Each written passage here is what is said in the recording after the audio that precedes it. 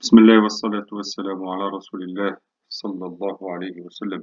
Donc, Inch'Allah, dans cette vidéo, on va voir un petit peu l'évolution de l'écriture de l'alphabet arabe. Donc, on va faire ça brièvement, sinon ça va prendre de nous 4 à 5 vidéos. Donc, au début de l'islam, les lettres ou bien l'alphabet arabe s'écrivait sans point ni voyelle. Voilà, comme on le voit ici, là. Donc, il faut attendre l'arrivée de Aboul Aswad ad-Du'ali, mort en 60 de l'Hégire, rahimahullah. Donc, qu'est-ce qu'il va faire Aboul Aswad ad-Du'ali? Donc, lui, il va rajouter le système des points. Donc, comme vous le voyez devant vous, la fatha sera remplacée par un point au-dessus de la lettre. La damma, un point à côté de la lettre, et la kasra, un point en dessous de la lettre. En ce qui concerne at-tanwin, sera remplacé par 2 points. Avec Nasr ibn Asim al-Laythi, rahimahullah, en fait, le principe est le suivant. On viendra rajouter des traits aux lettres qui se ressemblent. Par exemple, le ba, le nou, le ta. Voilà.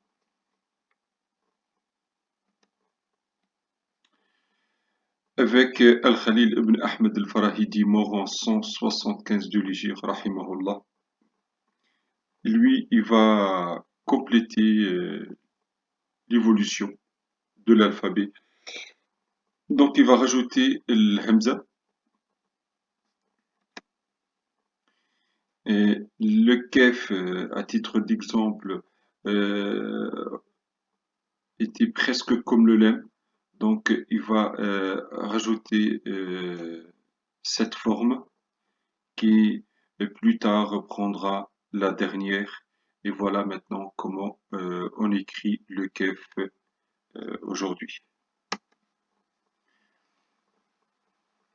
À titre d'exemple aussi, l'évolution de 4 lettres, Sad, Dad, Ta et Da.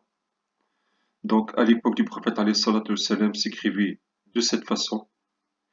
Al-Khalil, lui, il va rajouter les 2 petits traits pour le lettre Ta et Da. Il va rajouter les points pour le Dad et le Da. En fait, pour différencier les 4 lettres. Voilà aujourd'hui comment on écrit ces 4 lettres.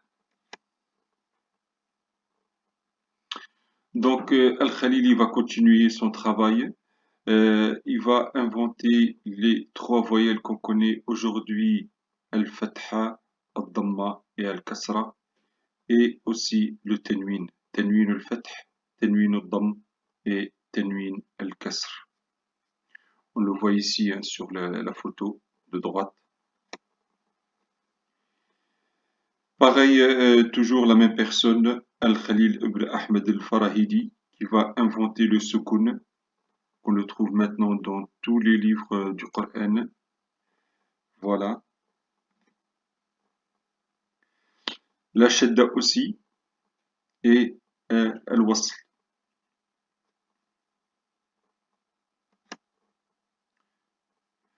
Voilà l'évolution de l'écriture de l'alphabet. Ça, c'est à l'époque du prophète alayhi salatu wassalam, et ça, c'est maintenant, aujourd'hui. Pour ceux qui veulent approfondir leurs connaissances concernant ce sujet, je les invite à lire le célèbre livre de Cheikh Ayman Soued, hafidahullah. Le Tajwid illustré, il se trouve en 2 tomes. C'est un livre très très très intéressant pour les personnes qui s'intéressent à ilm al-Tajwid. Voilà.